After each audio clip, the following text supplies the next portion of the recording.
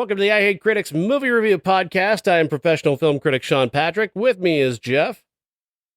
Hello. Oh, no, wait, I should say hello there. Where's your art? JeffLassiter.com. I want to thank anybody who listens that came to Iowa City Pride last weekend. It was amazing. Just the energy, and everybody was so happy, and I talked to so many great people. I made money. Nice. So yeah, it was just a really, really great show. Hope to do that one again. And if anybody's got any ideas of where I can go and set up my little arts, then let me know. Very cool. I'm glad that went well for you.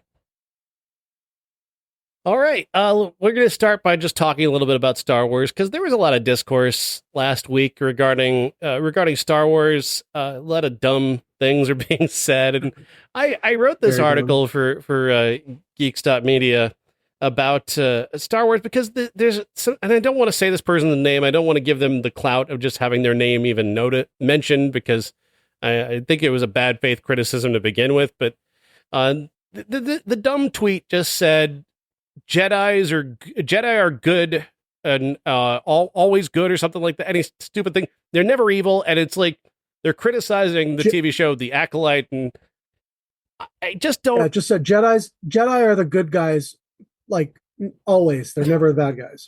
And that's just a stupid thing to say. Like, because again, Jedi are not perfect. They're the whole point of, like, if you actually watch this and you actually like are reading the material as it is, the Jedi are not perfect. I mean, the first thing we meet of the Jedi is essentially Obi-Wan Kenobi, and he's alone in the desert because the Jedi have fucked things so hard. They have screwed up the universe so badly, they've gone into hiding. I mean, yes, he's still a good guy, but I mean, come on, they're not foolproof. They can make mistakes, and telling a story from the perspective of the mistakes that they've made is actually a great way to tell a story. Yeah, I mean, okay, Jedi, their biggest problem, and this is like, it was said by George Lucas himself, and that's where it gets me, is George Lucas can say something, and all these guys, and it is 99% guys, are like, oh, women just stopped listening when we mentioned this. Well, women understand nuance, whereas guys tend to not. I apologize to our female Star Wars fans. Yeah, but women see nuance. Yes. So, and it's not, what I'm going to say is not inherently political, but it is it's something I have noticed on Twitter/X, that the Venn diagram of guys who hate Disney Star Wars because it's too woke and Trump voters is almost a circle. And fine, what, I don't care who you vote for. I really don't. It's up to, whatever. Mm-hmm. But the fact that they don't seem to understand what Star Wars was inherently about. The first movie is, I mean, the guys are called stormtroopers. It's not like it's subtle. It's not like George Lucas doesn't beat you over the head with the fact that this is like red and white and black colors. It's the Nazis, and he has said in interviews around the release of Return of the Jedi that the Ewoks were originally Wookiees and they were going to be primitives, but because Chewbacca was too advanced and could fly spaceships, he had to like come up with something else. So he cut them in half and he called them Ewoks. And they are an allegory for the Viet Cong taking on, yes, the United States as the empire. And, it's just inherently, quote unquote, woke, because it's about the little guy being able to defeat the evil empire. Mm-hmm. The fact that they just don't seem to understand that when they're talking about how George Lucas could do no wrong, blah, blah, and this Leslie Headland, who created The Acolyte, she was Harvey Weinstein's assistant, and and these guys are like accusing her of procuring women for Harvey Weinstein. I mean, they're just literally coming out and saying that. I've seen some tweets in the last week, and it's tweets because that place is just at this point for white supremacists and people trying to hold on until Elon Musk sells the thing. But I have seen some literally, like, they're not even sugarcoating anymore. Some super racist, super misogynistic, homophobic, all sorts of bigoted tweets lately, that like Star Wars is for white men. And I'm like, I'm sorry, what? You literally have somebody who, like, in the cantina, there's a bug. There's a lizard man. There's wolfman. I just do not understand how people can, and the same goes for horror fans too. I don't understand how people can see this stuff that is inherently political, but subtle about it, and take that as, oh, it's, Star Wars shouldn't be quote unquote woke. Do you not understand allegory? Like, literally, just he's adapted what he took Joseph Campbell and just kind of adapted some of that, idea of heroes and villains, and used that to create the original Star Wars trilogy, which it's allegorical to a number of different conflicts throughout time. If you don't understand that, what are you how are you watching anything if you don't understand what allegory is? The first film, yes, the very basic bones of that, you have good versus evil, and the Jedi are on the side of good. Yes, of course. That isn't the only story you can tell with Jedi, because he goes on to tell quite a good Jedi story, actually, in Phantom Menace. And I know that's not a popular opinion. We talked about that when we talked about Phantom Menace. And but the fact of the matter is that Qui-Gon Jinn, his decision, his hubris, his egotism, his belief in himself and his idea of the Force literally leads to millions of people dying. He's not a bad guy. That doesn't make him a bad guy, but he's imperfect. And that's the whole point, is that everybody in this universe is imperfect. And the things that they end up doing can lead to bad things. And the Jedi did things thinking they were doing the right thing. But then sometimes maybe they weren't. And that's a great idea for a story. And if you said, when you get to to A New Hope, which is the first thing that was made, that the Jedi are good, the Empire is bad. But you know what? There's one Jedi in that movie, and he's like admits to being imperfect. He lies to Luke about his father. Right. He, he sacrifices himself, but one would think that he could have possibly beaten Darth Vader if he just given it a little bit of a try. But there are no Jedi left at this point that we know of. So how do they, we saw how they got purged, partially. Essentially defeated. And what were they doing at first? They were fighting on the wrong side of the war. They had to switch sides in order to get to the right side. Like, do you not watch the goddamn movies before you tweet this shit? Well, they don't care. They don't care because they listen to guys, and I'm not going to name this guy who has a huge Star Wars account on YouTube. If you're listening to this, and you probably know who I'm talking about, but this guy, he's like, I'm a real fan, and he loved the Phantom, he loved the prequels, and he loved The Force Awakens when it came out, until he realized you could make money by hating Disney Star Wars and monetizing everything and getting all the neckbeards and chuds out there yelling about it and giving him engagement, and suddenly he hates. Suddenly he's the Ben Shapiro of the Star Wars universe. Basically, yeah. It's a grift. Yeah, he's a little taller, but he's still a grifter. Yeah, and that's where we are. I'm a huge Star Wars fan. Everybody knows that listens to this. we are where we are in this, in the discourse and the fandom, because of the people who misunderstood the meaning or don't care about the meaning of Star Wars, and they use it to be the Empire instead of the rebels. And I just don't understand why. It's the same thing. It's the same thing with the Bible. It happened to the Bible. It's happening to Star Wars. Not to compare the two too much, but like people take Jesus out of context. Jesus was hanging with he was hanging with streetwalkers and pimps, and he was hanging with the cool people. People get mad when I say back. Jesus was gay and he had 12 boyfriends. He was fighting back against the rich and the privileged. He wasn't on their side. He wasn't defending their wealth. He wanted them to give up their wealth. How you twist that into, Kirk Cameron has this thing where if you're rich, it's because God wanted you to be rich. It's no, God doesn't like rich people. What are you talking about? Or Jesus doesn't like rich people. What are you talking about, you moron? I would call Kirk Cameron a tool, but tools are useful. It's the same thing. You take something and you pick the pieces of it that you want, and then you leave out the pieces that don't go the way that you want, and that's how you end up, not being able to read properly.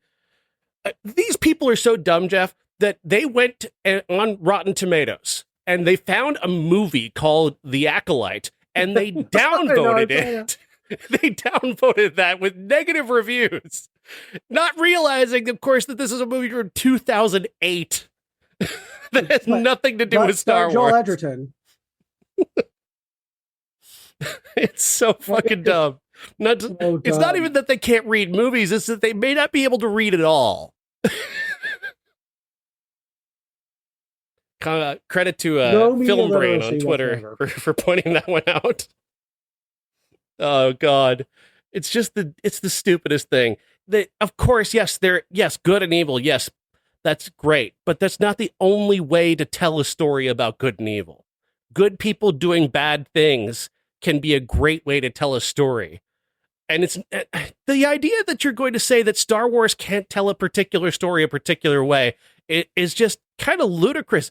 Aren't you supposed to be a fan? Aren't you supposed to experience this as they make it? What is it with? It's got to be exactly the way I want it, or it's bad. Well, it's like that. They want the scenarios that they made up in their heads when they were playing with their action figures after the movies were over. I'm not even joking. I mean, I really think that is, they made Luke Skywalker in their head into this badass Jedi who had never had a flaw after Return of the Jedi, and he was running around with a laser sword. And it's like the line in The Last Jedi. He goes, "What do you want me to do? Stand in front of the entire Empire with a laser sword?" And then he does that, but they still didn't like it because it wasn't really him. It was a projection. And I'm like, what the fuck do you want?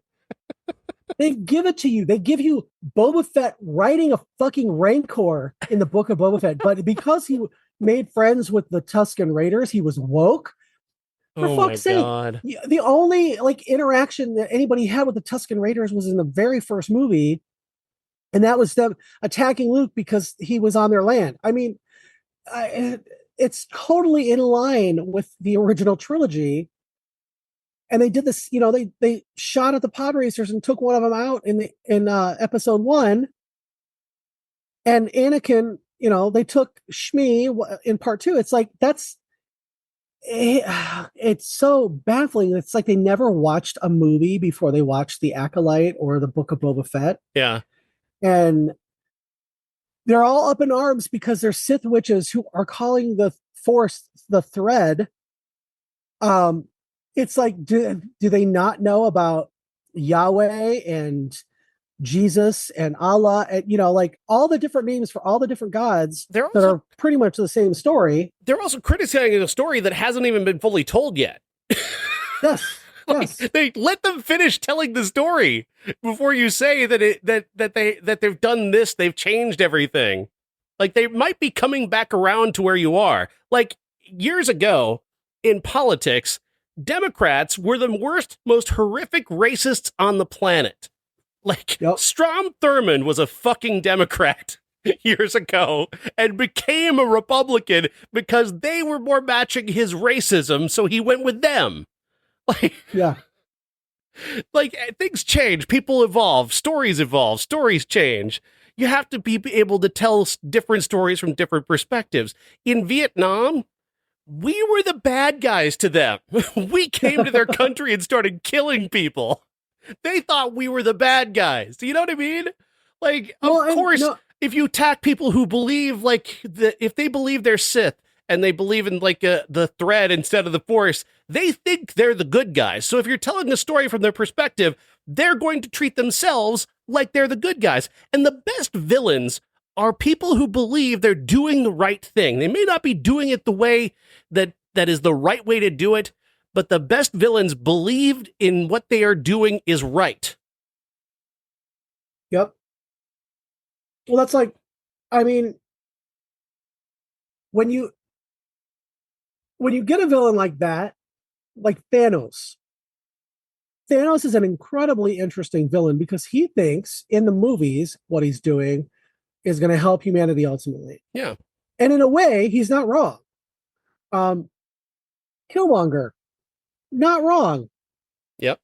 But because, Killmonger is not white, that, well, he just wants to kill white people. No, that's not, Thanos wants to, in the movies, not in the comic book, he just wants to get rid of half of all life in the universe because he's trying to court death, literally the personification of death. Not a 6-foot parrot, by the way. And Thanos is incredibly interesting to me because of that, because of the fact that he is not, he thinks that what he's doing is right, and he doesn't necessarily know how he'll feel when it's all said and done. A lot of the Star Wars is filled with black and white villains. And I mean that, everything is black and white. There are no shades of gray in the original trilogy. And that's to the detriment, I think, of the story ultimately, because, until the very last minute of Return of the Jedi, Anakin is Darth Vader and he's just a bad, bad dude. And he doesn't redeem himself until the last 5 minutes of the trilogy. And it's just like, he gets a little interesting in Empire because it's taking it personally, but you don't know why until the end of the movie. And then he's still, he's just going to lay waste to everybody in Return of the Jedi until the last 5 minutes of the movie. And it's just like, this is not Chekhov or Shakespeare. This is, Kurosawa. If you want this like incredibly basic style of storytelling, I just go back to the 1940s and watch a Western. The guys in the white hats are the good ones. The guys in the black hats are the bad ones. There's your media for you. If that's all you can handle, go watch that. I'm going to watch a complicated Star Wars story where our hero, Qui-Gon Jinn, causes the deaths of millions of people with his just fucking basic belief in himself. I'm right, they're wrong, and now millions of people are dead. And George Lucas said, like in interviews, that the prequel trilogy is about how the hubris of the Jedi led to Darth Vader and the Emperor and the Dark Times. Yeah. He's plainly fucking said it. And all Leslie Headland and the creators of The Acolyte are doing is illustrating that. They're exploring the idea of the Jedi as fuck-ups. And the Jedi are fuck-ups. They've been fuck-ups for the entire fucking time. That's why Ben Kenobi was in hiding, because they fucked up. They fucked up the whole universe. And again, what you said is the story is not even fully told. And I think one of the things that I think is feeding all of this is the fact that people are used to like an entire series coming out at once on Netflix for the last 10 years. Yeah. And now that things are serialized again, I think people have a big problem with that because they can't wrap their minds around the fact that we're telling a complete story. It's not an episodic thing like SVU, where you might have an overarching story, but you're getting little bits and pieces of that in your, sex crime of the week, Right. or anything like that. It's a very nuanced story, and there's the fact that these twin girls are apparently created by the Force is throwing people off too, because that was Anakin's story. Well, it doesn't negate anything that happened to Anakin. Mm-hmm. And it actually could explain how, Darth Plagueis allegedly made Anakin.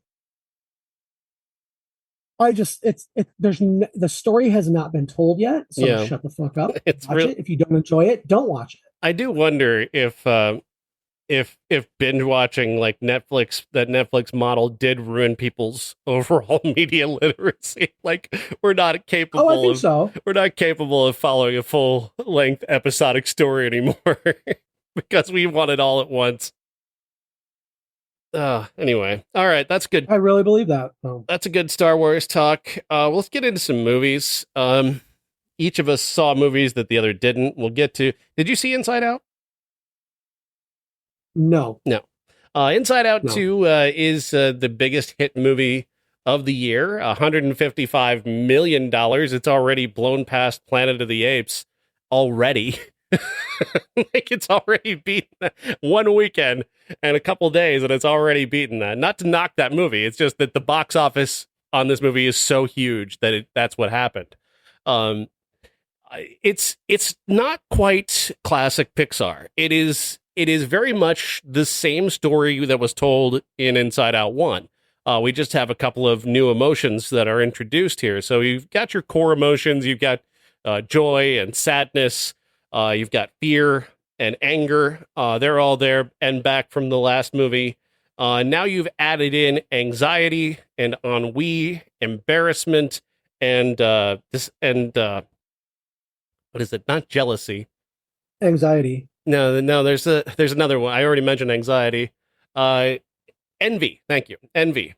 Have all been introduced, and they're coming in hot, and they're starting to change the young lead character, and kind of turn her into somebody that is different than who she was as a younger child. And this, of course, is part of puberty. These introduction of these emotions come in with the puberty alarm, as they have in the movie. And that's a really good idea, but then it just simply follows a lot of the same beats of the first film. It's all about these emotions have to learn to work together. But of course, at first, they're not going to work together. The new emotions come in and they bottle up the old emotions and send them off to try and lock them away to stay out of the way. So anxiety can take control, and anxiety sees her job. Maya Hawke is the voice, sees her job as making sure that this kid is able to plan for the future to make sure she never gets in trouble. She's constantly looking at various different options of what might happen and plan for every possibility. But of course, you can't do that. And that's the lesson that anxiety and this young girl have to learn, is that you can't plan your life entirely through anxiety, through anxiously trying to plot every possible outcome to every interaction. She's going to hockey camp. She's just found out that her two closest friends, who are also with her for this weekend, are not going to be going to the same high school as her. So she's really freaked out that she will go to high school without having friends. So she happens to stumble into the most popular girl at her new school and tries to become her friend and leaves behind her old friends. And there's a lot of conflict there. And again, a lot of really good ideas, but again, the beats of this are so familiar. And on top of that, the animation that was so sharp and so exciting and so new when this film was first released back in 2015 somehow feels a little bit off this time. It doesn't feel, and I think this is just time. I think everything else, like all the other animation houses, have simply just caught up to Pixar now. There really isn't. I'm wondering if there's just not another innovation that they can make to make it look any crisper. I would imagine they're probably approaching the uncanny valley if they go any further with character design. They want to stay out of that, and they're trying to make this any cleaner or clearer or crisper than they have in the past. I guess is just not an option, because it's really now looking like everybody else is caught up to them. So they've rendered a look here that just kind of looks like everything else that's out there. The colors aren't as sharp, and the computer graphics aren't as crisp and clear and beautiful as they've been in the past. And Again, I don't think that's Pixar's fault, but overall, it's not a bad movie. I think they could have used a little bit more innovation in how they were telling this story. They could have, done a little bit more in upgrading these new emotions and kind of building that conflict instead of like, you guys are out of here and we're taking over, and then they've got to follow a very similar path in the last movie to get back to the brain and get back into the control room and try and find a balance of control between the new emotions and the old emotions. It's the same story was told last time. Sadness showed up for the first time in the previous film. Phyllis Smith is the voice, and she had to learn to work with the other emotions. And of course, joy, Amy Poehler, didn't know how to work with sadness because she's the opposite of that. Good idea for a story, and it works. I saw somebody tweeted something like comparing Inside Out and Inside Out 2 to the TV show Herman's Head. Do you remember that? Oh, I loved that show. It had one of my favorite lines of TV ever. Really? Yes. I love it. Well, Jane Sabet, do you remember her? Oh, sure.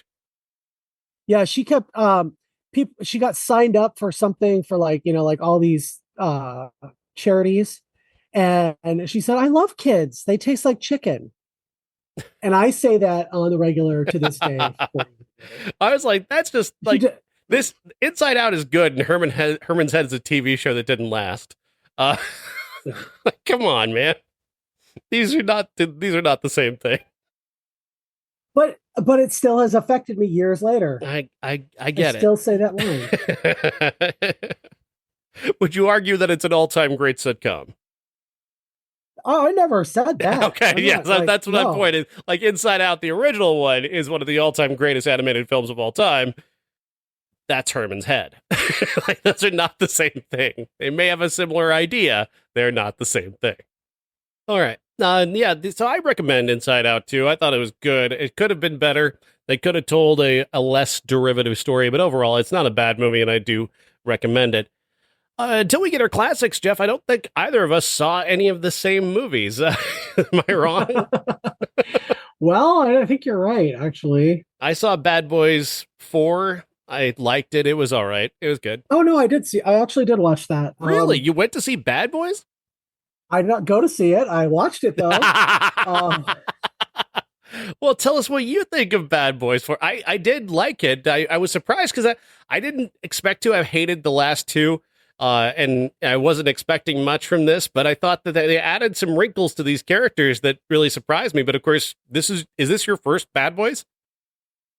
I think I saw the first one, but I don't remember if I did, honestly. So coming in cold, like, what was your take on this? I knew the basics, that they were partners and they, like fucked shit up or whatever. I think the reason I never saw one is because I didn't like Martin Lawrence, and now I don't like Will Smith. So, but I liked Martin Lawrence in this. So, yeah, the little wrinkle that they gave him, he dies in this movie briefly. He has a heart attack, a widowmaker, and ends up in a coma for a little bit, and comes out of it, and he feels like he's seen the entirety of the universe, that he and Mike have been partners for previous lives, and he keeps adding that little detail in. It's a good running gag, and Lawrence does a great job keeping that gag running throughout. And you know what? I want to say this. One thing that I actually really liked about it is because he died, he was super vulnerable emotionally. Yeah. And that was a layer I didn't expect from a movie like this. I didn't expect it from Martin Lawrence because to me, he's always been kind of, that kind of one note. But when he said, we're soulmates, that said, like, I've actually had that conversation with people. Like, I feel like I'm, there have been people that I've thought that I was a soulmate with, but not, in a like romantic way. You just, meet these people throughout your life, and eventually you realize that you guys are just connected somehow. And I think that was, that was really surprising that he would actually go there. Right. And they didn't as the character. And they didn't turn that into some kind of gay panic thing. I mean, for a second, Will Smith was like, most soulmate doesn't have a dick. Okay, yeah. but no, it wasn't a running gag where it was like, I'm not gay, I'm not gay, because, Right. well, the rumors about Will Smith have, you know. But yeah, I really think that added a little bit of depth where Hmm. the rest of the movie doesn't have a lot of depth, but that characterization I really dug. So, There is a little bit more for, because if you look back, and of course you haven't seen 2 and 3, but you if you've seen like all of these movies, you know that the Will Smith character, his Mike Lowrey character, is this, the biggest dick in the room. He's, the guy who always has all the confidence, all the swagger, and they do take that from him in this movie. They do give him a vulnerability. They do take he starts having these panic attacks now that he actually has something in his life that he can lose, because he just gotten married at the start of the movie, and his girlfriend gets, his wife gets kidnapped in this movie. But even before that, he's started to now feel a little bit more vulnerability. And that is a new wrinkle to this character, which is just another thing that I actually kind of liked about it. yeah. Yeah, it was much better than I expected. Um I I wouldn't have paid for it, but I was glad to have seen it somewhere that somebody showed it to me. Yeah. Fully above board Yeah. and legal, of course. Uh, Oh, completely. Yeah. It was at a different theater. Just happened to be, you got free ticket. didn't Yeah. have to pay. Yes, I didn't have to pay for it. Got a free ticket to see it. That's what we're saying. That's not funny. I mean, The final act of this movie, like the previous film, Bad Boys 3, was so hyperkinetic. It was like Michael Bay on crack. Like, it was just overly done, where they did the style that you see kind of in this movie is so overdone in that film that it ruins, like, you can't see anything. And I think that they have the same 2 directors here, and I think they've gotten better. I think they looked at that and saw what they did and dialed it back just enough so that the really highly kinetic stuff that they do, they save it for the final act, and it actually works in that final act to keep the movie going, and really build a great deal of tension and suspense and excitement. The way that they filmed that final act was really great. yeah, I I enjoyed it. I didn't, like because I hadn't seen the other ones, I wasn't as invested, I think, in the characters as the people, who have seen all of them and really love them. Hmm. But And I think, I was invested in Martin Lawrence after yeah, he died. I think I like this one because the other two set the bar so low that I'm like really excited about a lot of this now, because I got to actually enjoy this movie and these characters for once. After the last two, Bad Boys 2 is one of the worst movies ever made. I will stand by that. I know there are people who out there who defend that. That movie's a piece of shit. The third Bad Boys, Bad Boys for Life, was not good. It was not nearly as bad as Bad Boys 2, but it was not good. This one is a shocking improvement considering those 2 movies and considering the expectations I had. Did you think of it all about Will Smith and his persona and this being his comeback? Not really, because I Will Smith, I could always take or leave. I Mm. thought that, the whole discourse around him slapping Chris Rock was, he got, I don't know. I never ever thought for a second he was going to go away, Mm-hmm. that he was never going to. Rich popular people don't fall for things like this as much as you might think they should. They don't. I mean, the fucking redoing Kevin Spacey's, like, he's on his redemption tour Oh now, God. and I'm like, of all the people, The guy who jerked off that during Save It Private Ryan, he gets to make a comeback. I just, I mean, Will Smith and Chris Rock had a history, and I understand that, but the whole like slapping thing was just ridiculous and performative, in my opinion. Mm. And I never for a second though thought that it would ever derail his career completely. Yeah.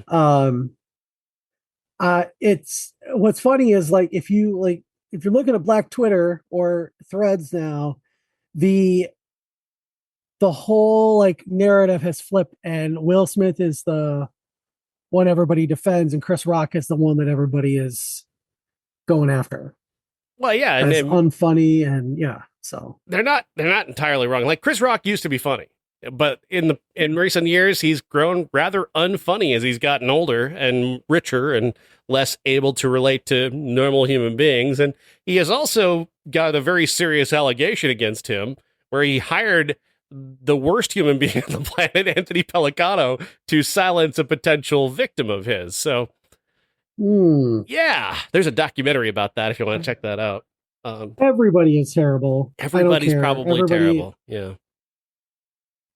Except Julia Louis-Dreyfuss. Okay. Segue. Did you like my subtle segue? I didn't get to see this movie, so tell me about it. I saw Tuesday yesterday, and it was Tuesday. That's so weird. No, wait, today's Tuesday. I actually almost saw it today, but I started my new shift, which is 4:30 in the morning until anywhere from 9 a.m. to noon. And if I wasn't sure how that was going to go. So I'm like, you know what? I'm going to buy my ticket and I can always cancel it. Had a really good, like I said, weekend at Iowa City Pride. So I treated myself to popcorn and nice soda. One of my coworkers, I was like, oh, I got to get, some popcorn salt. And they're like, oh, are you going to go to a movie later? I said, yeah, I'm actually going right after work. You're going to have popcorn at 10 a.m.? I'm like, I've been at work since 4 in the morning. So it's like, middle of the afternoon to me. Anyway, Tuesday with Julia Louis-Dreyfuss. It's the story of a mother and her teenage daughter who is dying. They have to confront death. But the rub is death is not, the Grim Reaper with a long scythe. It's a talking parrot, an orange parrot that can change size from microscopic to like 6.5 feet tall on a whim. Okay. And now that sounds wacky, right? It does. But this movie has some of the most wonderful performance of Julia Louis-Dreyfuss's career. Oh, wow. I think she is a really, really fine actor. And the way she deals with the fact that her daughter is dying, you don't know if it's cancer or what, she has stopped working and just spends the day. She lets the nurse come and then she goes and pretends to work, but she's just going and sitting in coffee shops or falling asleep on a park bench and getting gum on her face. She can't deal with the fact that her daughter is dying. There's no husband or father in the picture. It's not explained why, but she does something, and I don't want to spoil this movie because it's very like almost Selena and Veep kind of behavior that she does. Oh, and wow. then that leads to her becoming something other than who she is. Now, one of the things about this that really struck me is death is supposed to come and escort you to the other side. Right. And, just like nothing terrible about it. It's just people die every day of all sorts of things. And he is here to just ease that transition for people. But he spends so much time with Tuesday, played by Lola Petticrew, Julia Louis-Dreyfuss's daughter, that people on the street who should die are not. Oh, wow. Because of the fact that she wants to wait until her mom gets home. She wants to see her mom one last time. And death hears voices of everybody who's in pain. And it's psychically damaging to death to hear everybody's pain. Did you see the Buffy episode where she became telekinetic? Yeah. Mm-hmm. It was like that. Okay. She hears everybody's thoughts and he does the same. And he just needs a break. So he decides to spend the day with Lola Petticrew's character, Tuesday. Sorry, of course, that movie's named after her. And Zora is out just kind of falling asleep on a park bench. And while he's spending the day, this man runs up to her in the park after she's woken up on the bench, and she's got gum, I think, or or a leaf stuck to her face after. That's really kind of funny. But he's like, help me. And he, you look at like he's something's wrong with him, and you don't quite realize until later that he is dying or needs to die. Oh, wow. And she goes home. Her and Death argue over, wanting Tuesday to live, and can't you just go away? No. So she spends time with her daughter and comes to realize that she's got to let go. Wow. And the way that this is given to the audience is just really, really heartbreaking. It's one of my top 10 favorites of the year. And it's the performances by everybody from Arinze Kenye, who plays Death, Julia Louis-Dreyfuss. Leah Harvey plays Nurse Billy, and she's very sympathetic, but Tuesday, played by Lola Petticrew, she is the kind of heart of it. And the beginning of the movie, you see her heartbreak and the fact that Zora doesn't want to have anything to do with her because she can't face the fact that she's dying. The nurse, Billy, she's working. She doesn't, it's not something that she's as invested in as, Tuesday is. And the only friend that she actually has is Death. So it's so interesting. And I just love this movie. It's probably second. And I have to say, I forgot to mention when we did our half year a couple weeks ago that Problemista just slipped my mind. And that's in my top 10 as well. And this is right up there. This is just, it's so good. I hope everybody gets to see it, at least streaming, or just make a special trip to the theater, because I wanted to see it, but they changed the schedule at the last moment to get more Inside Out showings in. So they changed the schedule to where it was only showing at 7 p.m. and 10 p.m. So I could not get to it. But I had to see a different movie that you didn't see called Treasure with Lena Dunham and Stephen Fry. Set in 1991, father and daughter traveling to Poland. The father is from Poland. The daughter is from New York. She's going there to learn about his past. He was a Holocaust survivor. And she wants to see where he was born and the place where he lived, and she wants to see Auschwitz and learn more about it. And it's kind of a frustrating movie at times because Lena Dunham's character is forced to be sort of obtuse. She's forced into a situation where she's supposed to not understand that this trip is causing her father a great deal of pain. He doesn't want to be here. He doesn't want to go back to Poland, but he doesn't show it. He's kind of a big, lovable bear of a guy, and he makes friends wherever he goes, and he kind of smiles his way through his pain, and kind of like a lot of boomers kind of pretended that bad things never happened. And he's obviously has a great deal of trauma that she's kind of almost refusing to see, to the point where she's bought train tickets to go everywhere around Poland, and he associates trains with the train that took him to Auschwitz and killed his family. Yeah. And she's just the connection won't come to her in any way. The fact that he refuses to get on a train, and you're in the audience going, "Don't you get it?" But she's kind of forced by the script to be obtuse in that way. And she's also kind of pushy and bullying, to the point where when they go to visit the house that he grew up in, which was then taken from his family when they were taken to Auschwitz and given to another family, that family that took over that house is still there. And she kind of bullies her way inside and bullies her way into getting to stuff that was still left there from 50 years earlier. And it's very uncomfortable, but I get what the point they're going for, and this isn't a bad movie. Both Lena Dunham and Stephen Fry are quite good in this. There's just some frustrating elements, and it doesn't really come together as a whole as to what the whole point was behind it all. It seems like a series of sequences that are connected only by having the same characters in them at times. like I said, it's not a bad movie. It's just not a movie that transcends to get to a higher point to what it is. In the end, her torturing him with his past is essentially she was right to do it.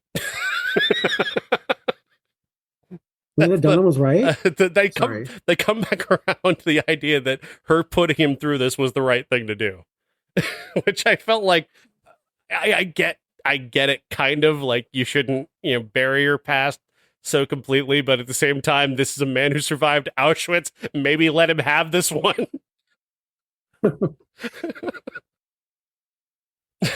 Just saying. Yeah. He's been through a lot already. Maybe don't make him relive that. I don't know. Well, yeah. I mean, Lena Dunham is going to Lena Dunham, so. All right. Shall we get to our classics?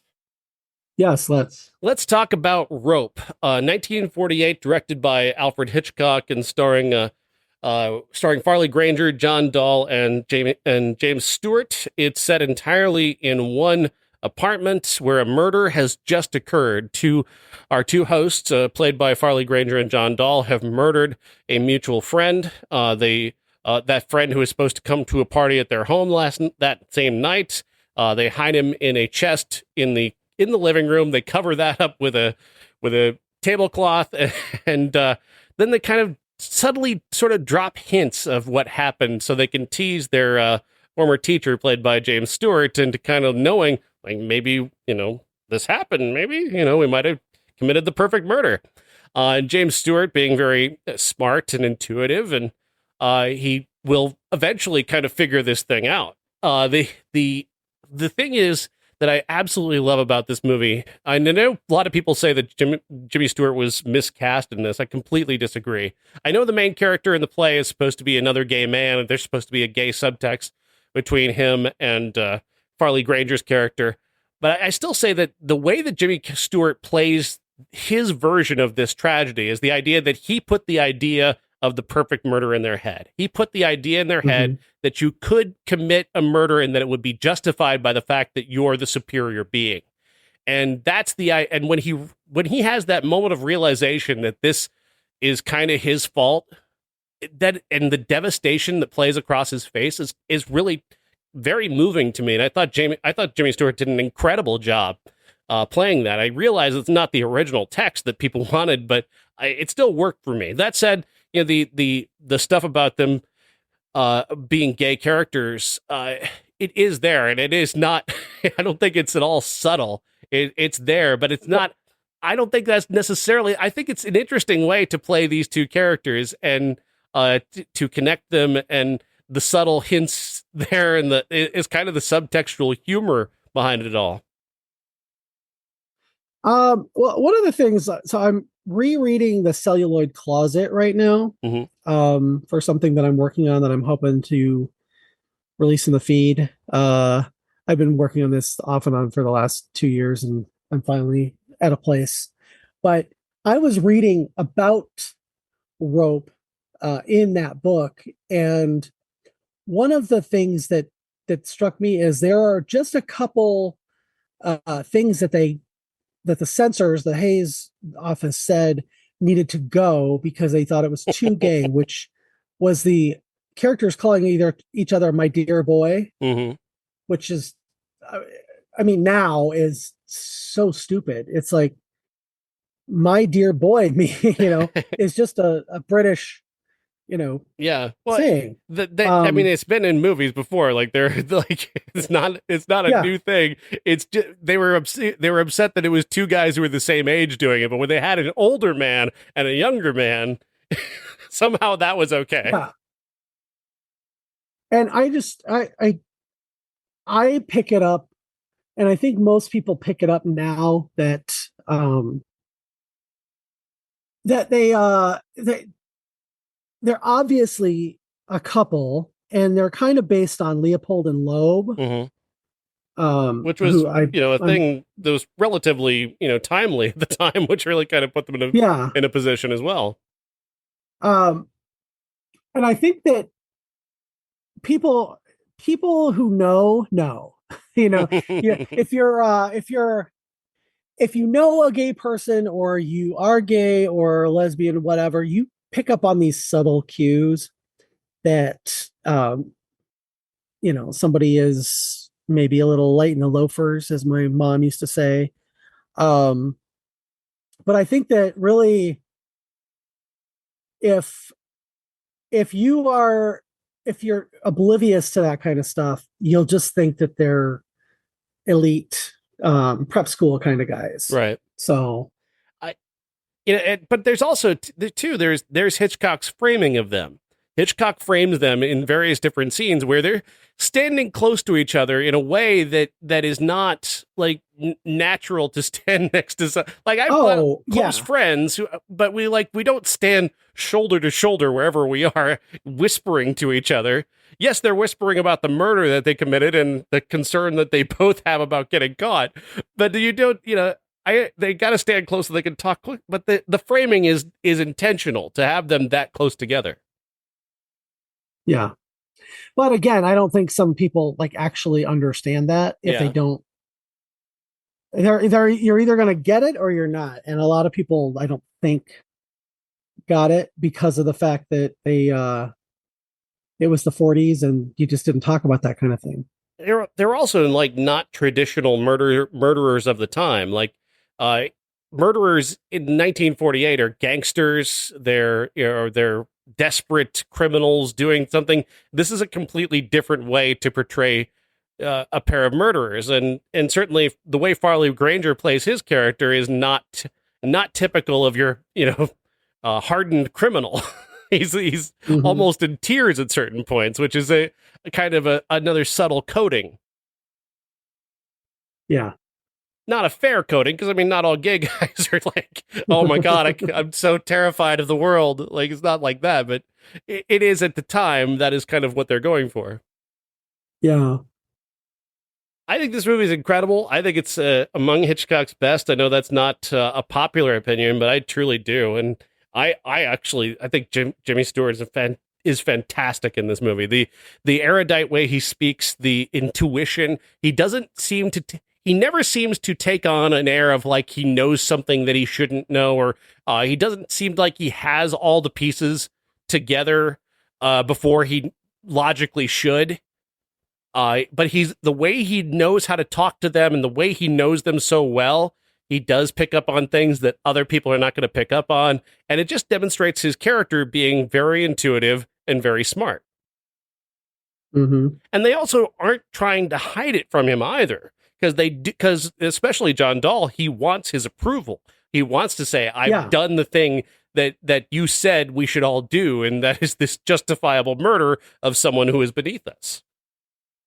Well, and he doesn't think that he would turn him in. Yeah.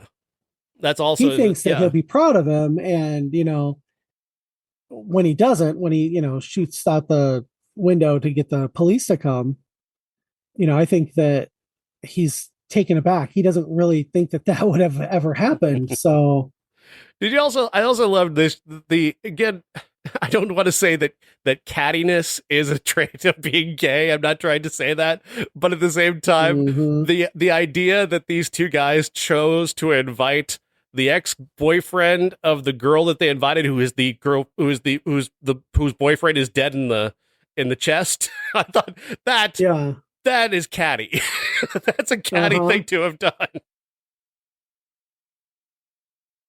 I loved that. And John Dahl, the way he sort of delights in having done that, he denies that that's why he did it. But, it's very much him being very proud of himself. Well, and I don't think Alfred Hitchcock had a gay bone in his body, but he had a gay sensibility that really allowed him to show you these parts of, secretly to the audience, gay people. Yeah. And I mean, people don't talk about this with Strangers on a Train enough, but Strangers on a Train is kind of a similar idea where it's a transactional sort of gay relationship where I'm doing a thing for you, you're going to do a little thing for me, and we're working together as a team. Like there's this, it's a subtle undertone, but it's similar in an idea. And I think he's done that a few times. Yeah. Farley Granger and Robert Walker. Robert Walker actually played his character in Strangers on the Train as gay, like explicitly, and that was something that he and Farley Granger went in on together. Whereas Farley Granger's tennis pro just kind of fell off the turnip truck. He Mhm. wasn't the brightest bulb in the Christmas tree, so he was easily manipulated by Walker. So the fact that they want to kill his girlfriend, Yeah. I mean, come on, Yeah. so Another he can be together. Yeah, So exactly. It's another great movie from Hitchcock. So yeah, if you haven't seen Rope, definitely see Rope. It's amazing.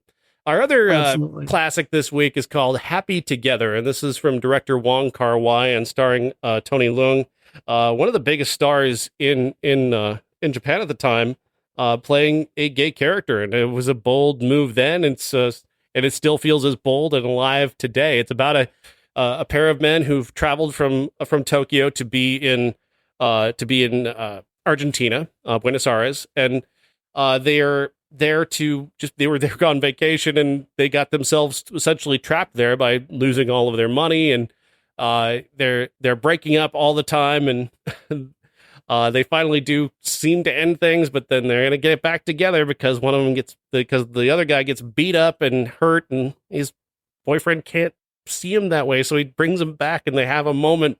And he actually says, Tony Leung's character actually does say, yeah, I don't want him to get better because this has actually been the best part of our relationship, which is so perfectly sad and toxic at the same time. Mm-hmm. It's kind of beautiful, honestly. And really, the whole movie just has moments like that. It's just heartbreakingly sad and human and real. This is also a movie that just breaks every rule when it comes to filmmaking. And a lot of times you want to criticize that. You want to criticize the idea of like you can't use multiple different film stocks. You can't speed up the action or slow it down. You shouldn't repeat scenes the way he does and the angles that he uses.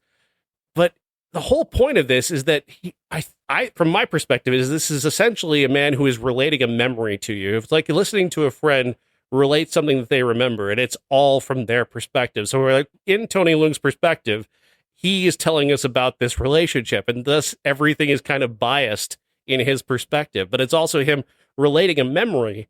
So it's not complete. It's pieces. It's the pieces he wants to take with him, the pieces that paint the picture that he wants to paint. And using different film styles and using different angles and black and white versus color allows him the opportunity to tell this story in various different ways. He also switches narrations. He takes the narration away from Tony Leung and gives it to the boyfriend character. He gives it to this other character, Chang, for a moment, who enters the movie, who is this straight guy, also from Japan, who's traveling through South America and is on his way to the southernmost tip of South America. And he and Tony Leung kind of develop a relationship that seems like almost kind of perfect, and but except for the fact that he's not gay and he's leaving, which leads to one of the best scenes in any movie ever for me, and that's the moment where Tony Leung is crying over a tape recorder. He's supposed to give a goodbye message to Chang, and he doesn't have anything to say. He just weeps. Yeah. And it's so fucking beautiful and heartbreaking, and I love it. I love this movie. Did you go see it at the I Last Picture House? I did. It was so incredible. I wanted to. I took a nap on Monday so that I could do that. And then when I looked up the time, it had started five Oh, minutes before. So I did watch it streaming. However, could not find it with subtitles. oh no. So I just watched it as kind of a silent movie. Um, but everything you are talking about, you get just from the performances. I did have a little bit of an assist from Wikipedia Hmm. because of the fact that there were a couple of times when I was like, okay, can't they're obviously talking about something that I can't see what they're talking about, Right. so I might need a little bit of a primer. And uh, yeah, just very, very heartfelt and touching. It's incredible. It's such a bold and unique and wonderful film, and yeah, it's classically Wong Kar-wai. He doesn't do anything halfway. He really doesn't. It's an incredible film. I don't know what else to say about it. I know if I don't understand why people have a hard time going to see a movie like this because of gay characters. This is a human story. This is a story that anyone can relate to. It just happens to be two men who are in love and falling out of love. Well, let me tell you something, Sean. The people who have a problem with this kind of stuff don't see LGBT people as actually people. Yeah. They forget the people part of it. So, yeah. And it's to their detriment. They're missing out on wonderful aspects of the world. If you've not seen this movie and not had your heart broken by it, then I feel bad for you. I do. I feel bad for you. Yeah. You've missed out on something. You've got to see stuff like this. You've got to experience things like this. This is such a rich film, and it's so filled with so many different conflicting emotions and ideas and film style. And again, a lot of directors try stuff like this and it just comes off as clumsy. But when you can see Wong Kar-wai, he communicates it so well what he's trying to do using these different film styles that it actually makes sense, and it's actually perfectly fitting to the emotional feel of the movie. Yeah, they're dancing alone in the room is just great. I love that. All right. Next week, we're talking about the movie The Bike Riders with Tom Hardy and Austin Butler. That's, I guess, the big movie of the week. I don't really know what else is coming out, honestly. I did see that the second Russell Crowe Exorcist movie. Oh, yeah. And Thelma is coming out. Yeah. Oh, yeah, yeah. That's the June Squibb movie. Yeah, I'm not sure how many I'll be able to see with this new schedule, but I definitely want to see that. That just looks fun. I'm going to send you a couple ideas for a couple, like a classic. Since I'm still going to make us do Pride movies through the end of the month. I've got a couple ideas that I want to run by you and see if you want to choose. So, all right. Oh, what is it now? We're like, we're killing it on these so far. Just two incredible movies right here. I know. It's like, oh, we've got two this week because we didn't record last week, obviously. Yeah. But, yeah, I've got a couple that I'm like, I haven't seen them in a long time. One of them I use one of my favorite John Waters movies, but is my favorite John Waters movie. But yeah, we'll pick that out and talk about it next week. All right, Jeff. Thanks. Thanks a lot. Have a good night.